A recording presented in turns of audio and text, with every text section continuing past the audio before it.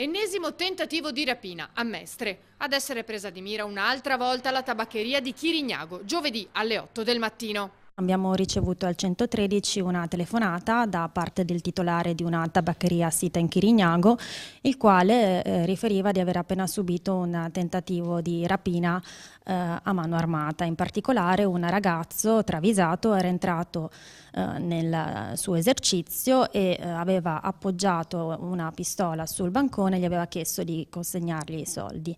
Il titolare però non si è fatto intimorire, probabilmente saturo di essere vittima di rapinatori, rispondendo con freddezza. Il titolare ha riferito al ragazzo che avrebbe consegnato i soldi solo all'arrivo della polizia.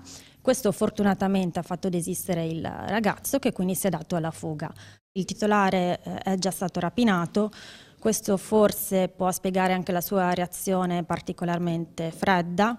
Ricordiamoci che è una reazione comunque che lo ha esposto ad un pericolo, perché la persona non è reagito ma avrebbe potuto reagire. L'importante comunque è allertare subito le forze dell'ordine quando succedono questi episodi. E così ha fatto. Fondamentale la descrizione del 20enne italiano tossicodipendente che è stata fornita alla polizia, che di lì a poco l'ha trovato. Una volante ha visto presso il SERT un'auto parcheggiata male, ha intuito che potesse essere quella del rapinatore che voleva nascondersi, ed effettivamente poi è stato ritrovato all'interno del SERT un ragazzo con l'abbigliamento corrispondente a quello descritto, e poi le perquisizioni dell'auto e del ragazzo hanno dato esito positivo, perché hanno consentito di trovare per l'appunto la pistola, la sciarpa con cui si era travisato.